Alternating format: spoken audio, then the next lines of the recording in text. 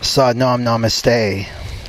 All this change that we're seeing in the world right now and in our own lives can unleash tremendous fear from the unconscious mind. It can trigger our ancient bodily systems to activate, which puts us into survival mode, puts us into high alert. And this old system is about keeping you alive. So people have been contacting me lately about having panic attacks, anxiety, and inability to sleep. So this is the fear that I'm referring to.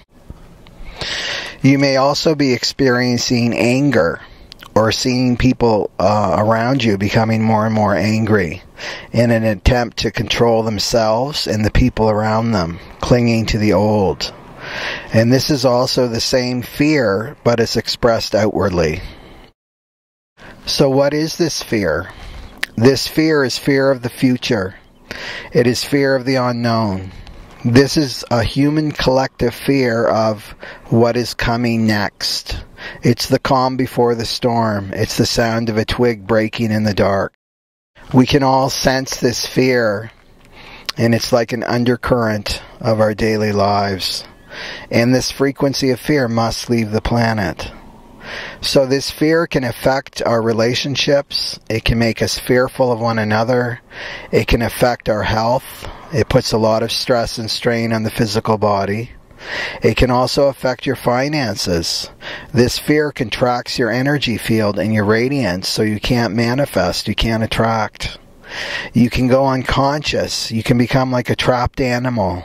You can't think straight or have a clear perception of what reality is. And the highest truth is that life is uncertain. You know, I love what Bilbo Baggins said in The Lord of the Rings. It's a dangerous business, Frodo, just going out the door.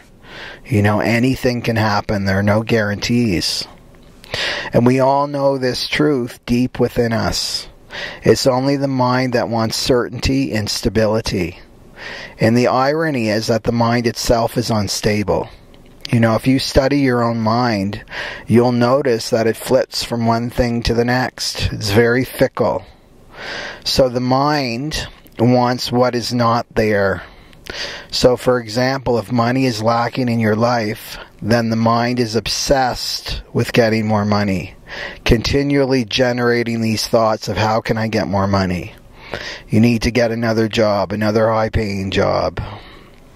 If you take these thoughts of I need more money, or I need to get a relationship, or I need better health, and reduce them to the kernel thought, the core thought, which is really I need security. This is what the mind is longing for. I need security from something outside of me. So anything that you choose to attach yourself to as your security, the universe will take it away from you. Your health, your money, your job, your relationships, to show you that you don't need it. So all these changes are showing us how unstable, fleeting, and ephemeral the material world really is. Everything that we try to attach to as our security is falling away. You know, it's as futile as trying to grab a cloud. To show you that your true security lies within your own soul. Now, life is not cushy nor comfortable, especially now. Life is meant to be uncomfortable. It's not about sitting on the couch eating popcorn watching the TV. You know, maybe on another planet, but not this one. So these challenges that you're experiencing are for one purpose and one purpose only, which is your soul's evolution. If you didn't have challenges in your life, you wouldn't know your own strength. You would not know your innate gifts. You know, your gifts arise out of these challenges in your life. If you ask a person of some experience, what was the worst time in their life, and then ask them, when did you grow and evolve the most in your life, the answer will be the same. So, for instance, if you did not have these challenges in your relationships, you would not know your capacity for compassion and forgiveness. You would not have the experience of transcending the lower frequencies of fear and anger into the higher frequencies of love. So in a sense, we're all being pressurized, cracked open like an egg, to go deeper and deeper into this space of self-love. So at this time, as we enter the Golden Age, we humans are here to experience resurrection. We're here to experience ascension within these physical bodies. You know, I read that the dolphin dreams of being human. The ancient texts tell us that the angels are envious of these human bodies.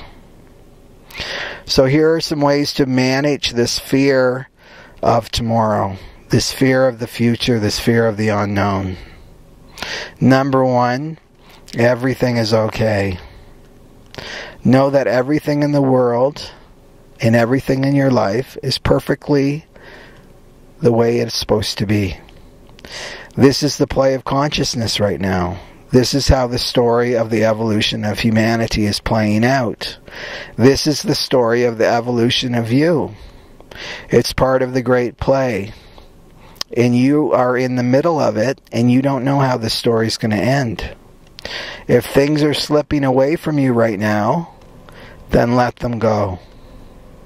Allow the old fear structures in your life to crumble and fall. All that will be left is truth, and truth is what our soul longs for. We all want truth. Truth is that you are not separate from existence. Truth is feeling relaxed and comfortable in your own skin. Truth is to know that you belong here on planet Earth, and life is a benevolent force to open to and not to fight. Number two, present moment awareness. The greatest antidote to the fear of tomorrow, the greatest medicine to this fear of tomorrow, is to bring yourself back to the present moment. And this means when the mind starts feeding you dark stories about what's going to happen to you in the future, you bring yourself back to the present moment. The mind resists the present. You know, the present is really boring to the mind. It would rather distract you with tweets, Facebook posts, celebrity shenanigans, texting, daydreaming, that sort of thing. To the mind, the present moment is extremely uncomfortable. There's all these feelings of unease, agitation, fear. It wants to get rid of it. It wants you to take the exit door out of the present moment into fantasy. So your greatest tool for present moment awareness? Easy. What is always in the present moment for you? It's there wherever you go. It's your own physical body and your breath. So consciously breathe and be in your body, and you'll see clearly that everything you need is in this moment right now. So if you just take a moment right now to breathe into your belly, slowly breathe into your belly, and then exhale the tension out. And then continue to inhale right to the belly and keep relaxing your belly. And just feel that expansion right now in this present moment with me. So know when the next moment comes in your life, life will deliver to you what you need then. So it's about trusting life moment by moment. Number three, your intuition is your life raft. You know, it's said that in the animal kingdom, that, you know, animals have hooves and sharp teeth and horns to protect themselves and claws. We have none of these things, but we do have our intuition to protect ourselves. And that guidance is always there for you if you choose to listen. However, you must be relaxed. Your body must be relaxed. Your mind must be relaxed. And the logical mind is a sinking ship right now, and your intuition is your life raft. So trust your soul can handle what life brings to you moment by moment. And I have a personal story to share. I was camping for the last 3 months, traveling from place to place.